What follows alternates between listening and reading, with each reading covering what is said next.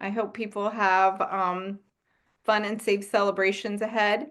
Okay, I think we're going to go ahead and get started because it's just a few minutes after noon Pacific time, and I'm sensitive to everyone's time. We're going to talk a little bit with Maddalena about her book, about the ocean, about, all things nature and animals. But we're also going to leave time for questions, so feel free to drop them in the chat as we go, or feel free to ask afterwards. And we're glad to, if you want to join via video to ask or put it in the chat, we will have time for that as well. Um, First of all, I want to welcome my friend Maddalena Bearzi. I'm just going to read a brief bio here. Maddalena is a renowned marine biologist and author, and she's returning to Rev 11 for the third time. I'm so excited to be in conversation with her again. And she is sharing the inspiration behind her very brand new children's book, The Secret Life of a Sea Turtle, which we're going to talk about today. And she's going to take us on a journey of resilience with this turtle, as well as just talk in general about the ocean, wildlife, and her work as both a marine biologist and lover of all of humans and non-human species. I think you're both, Maddalena. And if you hear Maddalena's lovely accent, she's originally from Italy. And Maddalena, I'd love to start the conversation. Well, first of all, congratulations on the book. Thank you, and thanks for having me on Rev 11 again. Oh, you're welcome. It's such an honor to have you here. And it's not easy. It's not easy to switch genres. And you've written so many books and so many different genres and so many different topics, from technical to memoir to now children's books. So I applaud you for your grace in being able to navigate that. And we're going to talk about that. But first, tell us a little bit about growing up in Italy and what animals, nature, the ocean meant to you as a child and at an early age. Sure, I would love to do that. So I was born in Italy. As Monica said, you can really hear my accent even after all this time spent in the United States. Beautiful accent. And I Beautiful. and I've always been fascinated with nature since an early age. I used to spend my summertime with my family camped out on these remote shores in Sardinia. And it was really there that I fell in love with nature for the first time. I swim in sea full of life. There were horses. I spent time looking at intertidal creatures. And the good things is my parents always let me roam free. They were never obsessed about safety. If I got pinched by a crab or step on a sea urchin, my father said, so be it, deal with it. And I think that was a great life lesson that got me really close to nature since an early age. And I think that's also what many kids are missing today, this strong connection with nature, the time to spend outside. And I feel like that experience was very formative for me. That passion for this amazing nature that I was able to experience firsthand kind of created a path for my career as a marine biologist and later on as a journalist and as a writer. And one of the main reasons why I wrote this book is to share this passion and these type of experiences with others. I appreciate that. I appreciate that you were given a lot of room to explore and test out the waters of what wildlife, nature, animals were like, that there wasn't, any embedded fear around that it was just a wide open field for curiosity. And certainly that has been such a big part of your career as a marine biologist, is exploring, that interaction of animals and humans and our environment. How do you see them as interconnected? Yeah, I think everything is interconnected. You know, I study dolphins, I study sea turtle, I study lizards at the beginning. And no matter what species you study, you find them extremely fascinating. You know, people ask me, oh, you study lizards? That's kind of disgusting. Reptiles, why are they interesting? They're extremely interesting animals. You discover things about reptiles that you think we didn't know much about when I started studying them in my 20s. You discover all these other universe. You know, we live in our own bubble, at Young put it. You know, and we don't see our own sensory bubble, and we don't see other sensory bubbles that these species live in. And they're amazing how they deal with the environment, with other species, with for dolphins, with other members in their groups, for sea turtles, are they, you know, what they do on their everyday basis. And it's so fascinating. And it's fascinating, and it's something I wrote in one of my previous books, is also that we always look for the extraordinary. We forget to look into the infraordinary, you know, things that are close to us in our backyard. And COVID really made me rediscover this, the lizards in my backyard, the hummingbird. Um, so you see also how everything is connected to each other, you know, how the birds need the trees need we need the oxygen, we need a good environment to live in, not just the species, but us too. And these are things that we tend to forget, how we are all connected to each other and how much we need all these animals that live close to us or farther away in the ocean or in the mountains. And but we are all interconnected. We all need each other to survive and to protect the only planets we have.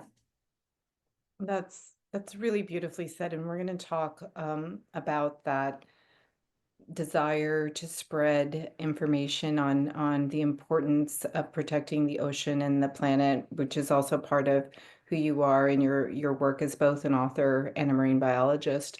I think, you know, touching on something you said and something I experienced in reading this beautiful book is that you have a passion for learning, and certainly you've spent a career researching, studying, extremely scientific, very data oriented.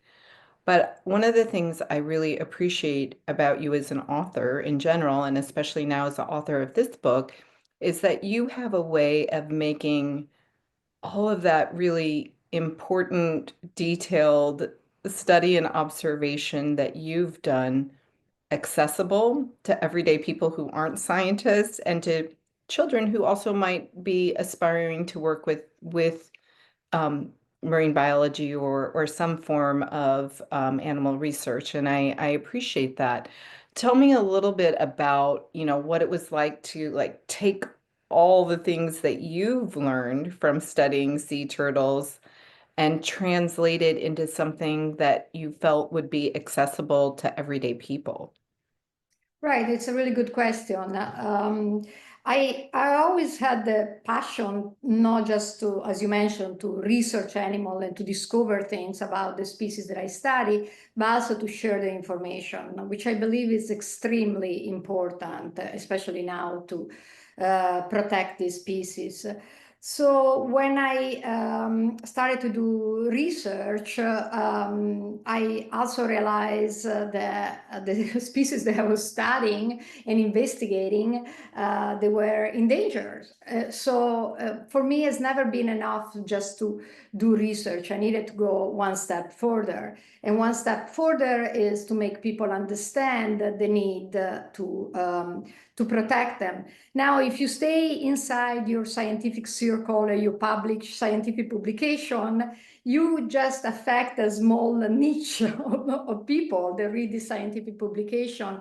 And I wanted to do something different. And I always thought communication, it's very important. We scientists speaks in a language that nobody can understand. You know, we have all this data, we talk about climate change, but in a way that doesn't, people don't relate to, because we use big words of scientific language that nobody can understand. So for me, it was very important to just give this information in a digestible way. And and so my research became less and less research and more conservation. So all my study need to have some kind of conservation component, because if I go out and study the behavior of dolphins, it's wonderful, but I'm not helping these animals, just studying their behavior. And I feel like we are running out of time. So if I write about dolphins, if I write about sea turtle, and if I talk to people about why these animals are so important for the planet and why they are so wonderful, maybe we still have a hope to change things. Ah, I want to have a lot of hope after reading this, and I think you did a good job with helping us feel emotion for the turtle and in particular the sea turtle. Now, it's a little bit hard on video, but I do want to just talk a minute about the illustration, and then I want to talk about a few of the data points. I don't want to do spoiler alerts, but wow, what a beautiful illustrator you had. The images and even the way that she was able to clearly just depict what you were talking about in the story, in this case, the pelican feeding on sea turtles, because it's a circle of life, right? Not all the sea turtles make it, right? But The illustrator did, Alex Borsman did an amazing job with this book. He's really brought my words to life, and I'm so grateful to her. Not just, it's weird because the sea turtle doesn't really have an expression, right? It's a reptile, everybody think of. And she was able to make this animal comes to life pretty much. In the book, you feel like a connection to these little turtles that they has to make it to adulthood. And at the same time, she was so precise with every single detail. I was amazed by the accuracy in her images, and I felt like I was back to the Mexican shore where I studied these turtles many years ago, and she's never been there. And somehow I felt like I was back to the same shore where I studied the sea turtle. So I'm so happy about her illustration and how the book came out.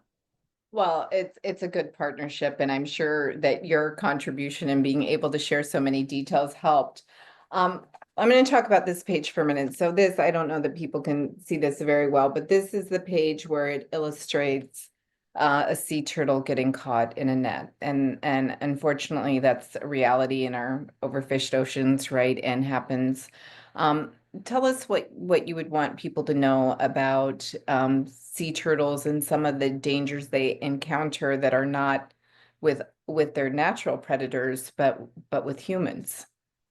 Yeah, sea turtle are now a lucky species. They have been around for a really long time, from the time Right. that, You refer to them as the dinosaur, right? yeah, they were roaming when dinosaurs were on Earth. So they've been here for a really long time. And they are very resilient species, and they are very good in dealing with adversities. But at the same time, we are putting so much obstacles on their way, and they already have many obstacles because when they are in their eggs, there are bacteria and fungi and crabs that can go in their nest, and then they finally get to the surface to go to the water, and then there are opossums and wild dogs and more crabs and birds, and then they reach the ocean, and from the 150 eggs that you had, now you had like 30 left, and then they go to the ocean, then they have predators that comes from the sky, birds and fish from the bottom, and then they reach adulthood, and in theory they should have only sharks and a few predators, and then there is us, and us, we are creating so many problems from these animals. We used to eat them, and we use their carapace for for the shell, especially from species like the hospital turtle that has these beautiful shells. And then we cut, like the picture that you're seeing, we are catching them with nets. And many thousands of these animals die every year in these drift nets or troll nets. And there are devices that people can use. There are these turtle excluder device where the nets have kind of a door in the back, and the turtles can come in and get off the back. But not all fishermen use these turtle excluder devices. So they have all kinds of issues, and overfishing, and then erosion of their shores where they lay their eggs. So they are facing so many adversity, and that's another reason why I wrote these books, to explain to kids. I have a huge hope in kids. They say, look at this animal, look how wonderful they are, look how long they have been around, and look at all the problem they are facing right now, and we need to save them, we need to do something. I applaud that, and I think there is a call to action, and I loved at the end how you also guided young adults or children on ways that they could begin to learn or get involved or aspire to make a difference. And so it was a beautiful story, beautiful illustration, and then there was also the call to action, which I thought was really special to have in a children's book. I'm glad you brought up the topic of these turtles facing so many obstacles and their resilience and how long they've been around. And I think, sometimes us as individuals, there's a life lesson for us there. And I know, both of us have faced many obstacles in our lives, but I would love to hear about how you self-reflect and how you've learned about resilience from observing the sea turtle. I think you learn a lot actually from animals in general, sea turtles, dolphins, all the animals that have studied in my life. Um, yes, if you spend as much time on the water or on a shore studying sea turtle like I did, you see how these animals live, and you see, first of all, how they live without destroying anything around them, like our species does. But to study animals, you need patience, especially for animal like sea turtles. I used to go and to find turtles on this shore. I used to walk about 10 miles every night with my volunteers just to find them. And then the female come to shore, and you wait for her to come to the surface and find the right spot to lay their eggs, and then the process of laying their eggs and then going back to shore. And there is a lot of patience involved in all of this. Or when I study dolphins, sometimes I stay in the water for hours and hours without seeing anything before finding these animals. So this sense of nature give you this sense of peace, this sense of calm that I think we need in our everyday life. And again, I'm a biologist and I studied animals in wonderful places, but I always say you don't need to go far away from your home to find this kind of experiences. Even looking birds in your backyard can give you the same feelings. And this is actually proven scientifically, the observing birds, observing nature around you, give you calm, give you perspective, help you to better deal with life. And then you mention resilience, how these animals face all this adversity, and they are still there. They're still, trying to make it to the world. This little baby sea turtle that you see in the book, and all the effort they have to make to become adults. Even there are all these lessons that nature can give you, and we need, I think we have the need to apply some of this lesson to our own life. And also, respect. We don't respect nature. Dolphins and sea turtles, they live their life. They don't destroy. Again, I said that they don't destroy everything that is around us. And our species tend to do that. And this is something we should learn to live in our world in equilibrium with nature and respecting nature. Yes, well said in the sense that, they aren't disruptors, right? They have a job to do. They know what their job is to do. Their innate nature of knowing, and I want to talk about that in a minute, of what their job is and how to do it, and just their sense of purpose in their path without disrupting the path of others is a good lesson for us. I was astonished by so many facts you shared in the book, and I won't go through all of them because I want to encourage people to get this beautiful book, share it as a gift with others as well. But there were a lot of, I thought, very interesting things that I didn't realize about the sea turtle. For example, I didn't realize that the baby sea turtles hatch on their own and they, help each other get out of the nest with inertia, and they instinctively know what to do, and they survive, not all of them, but they survive without the guidance of a parent because they're really on their own. And so I'm curious from your observations about sea turtles as what makes them have such a strong and unique honing instinct on where to go and what to do. Have you had any ahas in your research around that?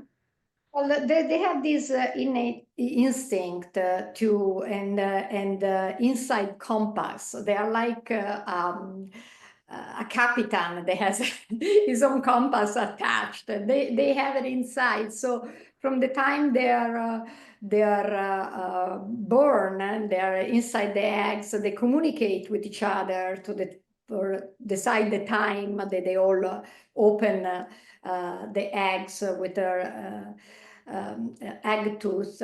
And as you said, they with this communication that happen help them to decide the right time to come out, because the time has to be perfect. It can be too soon, it can be too late. The temperature has to be right. If the sand gets too hot, they can't come out. They have to wait for the night after.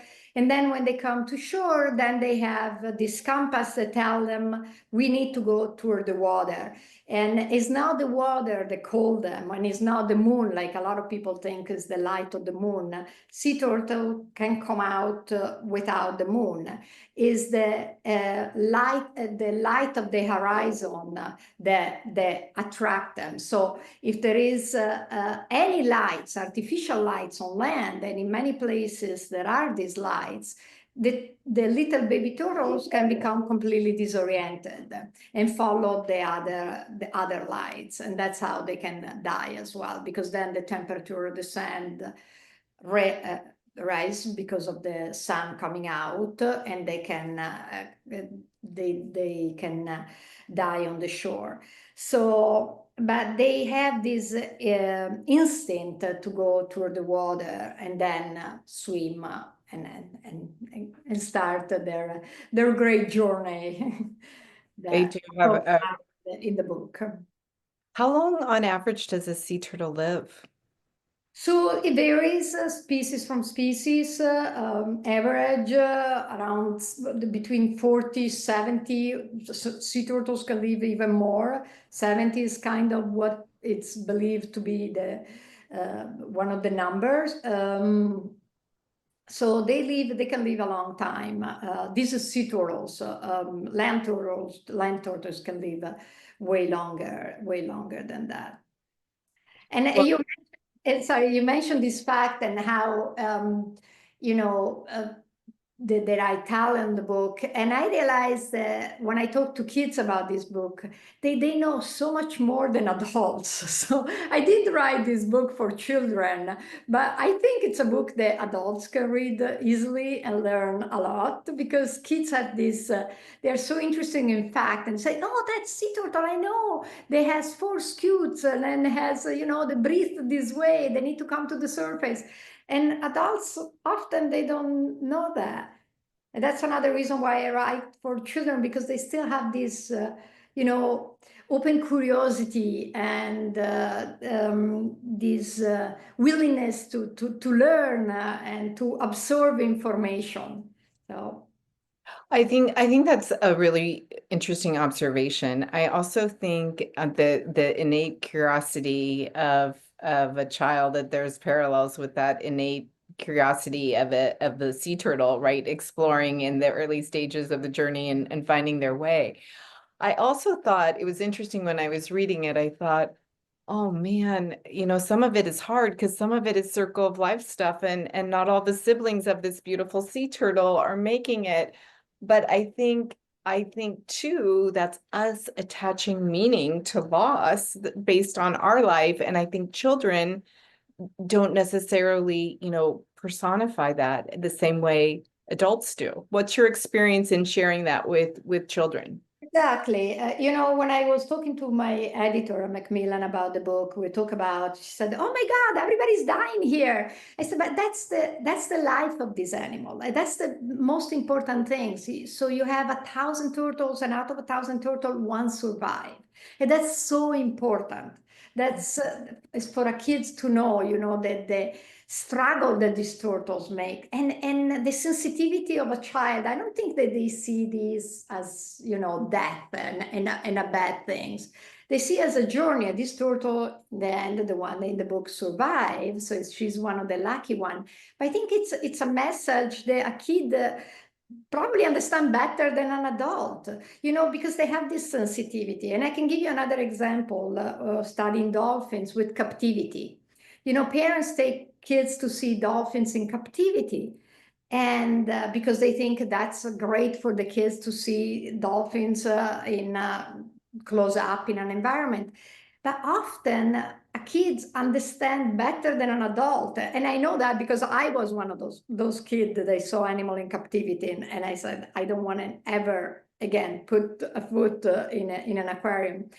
They have the sensibility to understand this is now a animal that lives in the wild. This is animal in a tank, and they question their parents about this animal that lives an amazing life, traveling for miles and miles, and being extremely social. And you see them in a tank alone, with no stimulation, no family, nothing. And there are kids who say, I told my parents I don't want to go back to an aquarium. That's too sad. So again, you see something negative, but the message in the end is positive. They understand that that's not the right way to see these animals. And you can ask your parents, take me out on a boat to see animals in the wilds. That's the right way to see what these animals are really about. Thank you. Thank you for your strong values and your thoughts on that. I'll never forget when my oldest son, who's now 28, but at the time was maybe, I don't know, 12, and I sent him to some camp in Dana Point, California. And after the first day at camp, when he came back and I asked him how it was, and he's like, Mom, it was so amazing to see dolphins in their natural habitat. And I was like, where did you learn that language? But it was like, I'm sure they were talking about it at the school, which I think was a great thing. But I also thought like how great that he got to experience that and realize the difference when you get to see an animal in the wild, right? Yeah, it's And I, important. Yeah. I love that the children have been so receptive to your book and are such good teachers themselves. And it's no surprise because again, I think you did a great job of there's certainly the emotional component of, cheering that sea turtle on through all the obstacles it goes through, but also a really good job of saying like, hey, this is a day in the life. And I think we can all relate to that there is this need for us to, be realists about what it is that the animals are facing in a day in the life, right? In the Like you said, we have all these obstacles to life, and this turtle has this obstacle that she has to pass to survive and reach adulthood, and that's just life. Mhm. Well, so what have been your learnings since writing and publishing this book and in the process of trying on a new genre called children's fiction? I actually love it. This is my, as you mentioned, this is my first children book. I wrote nonfiction for adults, and I like to write for adults, but I think I enjoy more to write for children now. I think they keep my writing more true to itself, and I know they have to be educational, but at the same time using a language that kids can understand. And again, I don't see this book just for children. I think the message is there for everyone. um, and the other reason is I'm trying to do everything I can to help nature. I work on my nonprofit, I study animals in the fields, I write books, but I feel like the pace that things are going right now, we're going so much in the wrong direction with what we're doing to our environment. I need to find some hope. And I think children give me this hope, give me the hope for a better world. And I think if they can understand the value of these animals and why we need to protect them since an early age, we have a hope to save them. And I was at this conference, was a librarian conference in Texas last month, and I love to be among librarians and talking about the books, and they were so enthusiastic, and they were saying, it's so great to have these books like this because we need more nonfiction for children. It's nice to tell the little fiction adventures, but nonfiction is so important because you have such a wonderful stories to tell about animals. You don't need to make them up. They're there. This is an amazing story, the story of a sea turtle, the story of a dolphin, the story of a spider. They're so amazing, these animals, that we need to talk about them. And the librarians were saying we need more nonfiction for children. They really need to learn these things. And that was very refreshing for me. That is so interesting. And I also think like, good for you for leaning into something that isn't necessarily mainstream because you're right. I hadn't really thought about that before, but a lot of children literature is make believe, right? It's story. We think we've got to entertain. And I think what you've done beautifully is you've led with a story that is interesting and that you want to follow because you want to learn about that circle of life for this sea turtle that we're invested in the story, but you have made it very fictional. There are, facts sprinkled on almost every page, and you've received beautiful reviews. I think one of your reviews that I really loved talked about how nice it is for somebody with so much knowledge to write a book about a sea turtle that's factually accurate and yet, like we talked about before, accessible. So congratulations. And I know this is just the first of many. You're already working on your next one. Is that correct? Yeah, that's correct. And actually, I have the permission to even say what it will be about. Oh, Uh, let's hear. yeah, because Breaking news. and sign a new contract with Macmillan. It will be about the bottlenose dolphins. So the bottlenose is a species that I study most of my life, dolphins. It's here in my ocean backyard in Los Angeles, and I study them here. I study them all my life, but here, California for almost 30 years. And there are amazing, again, fascinating animals to studies. And it's another species that face many problems. But again, it's another species that it's wonderful to talk about it. You don't need fiction. You can follow the life of dolphins and learn really cool facts about these animals. They are so similar to us in so many ways. So the dolphins have so many similarities with humans, and I wrote non-fiction books for adults about that, the comparison about great apes, dolphins, and humans with my co-author Craig Stanford. And so talk about bottlenose. It's another way to share my passion for nature, for another species that I've studied in my life, and the dangers that they are also facing.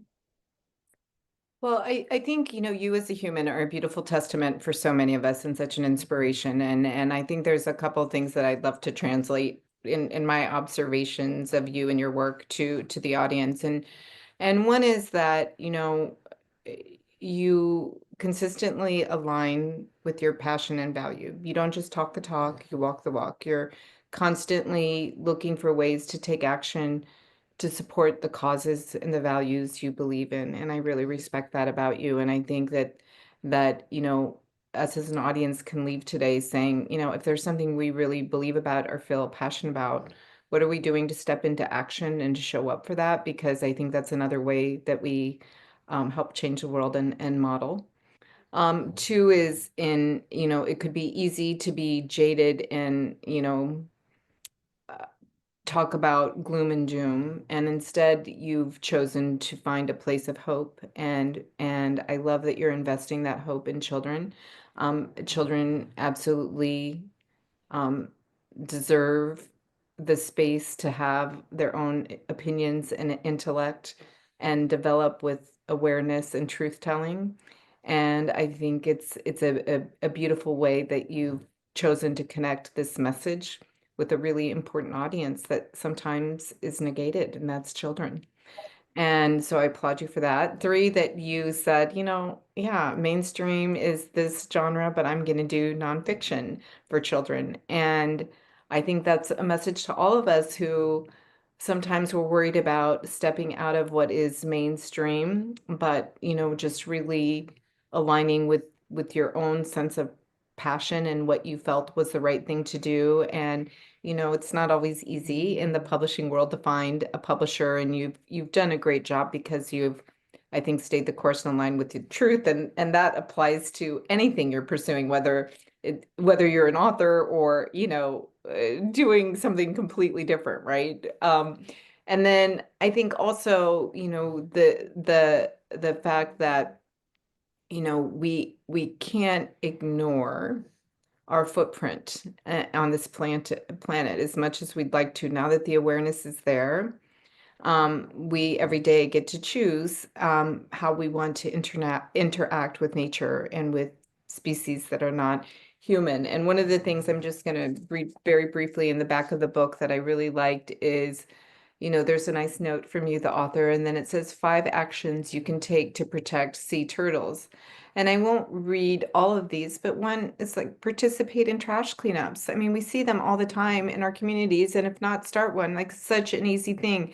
I was walking the other day, and I'm surrounded by water here in Rhode Island, which I love. And I saw a Mylar balloon, and I felt sick to my stomach, and I quick grabbed it because I've learned from you like how much damage Mylar balloons do. So no more purchasing balloons either, and reduce or stop using plastic. Like again, all things we know, but that you're reminding us of. So I really, really love the book. It's such a beautiful and insightful read. The illustrations, like you mentioned, are wonderful, and it's clear that it comes from somebody who's knowledgeable and passionate. And I want to thank you for your work and for what you do for the planet and for us humans. Before we wrap, I want to see, I know Ruth posted the links, which we'll also send in follow-up of Maddalena's website and where you can get the book. If you have any questions about the book, all things ocean, anything Maddalena, feel free to raise your hand if you want to ask or put it in the chat.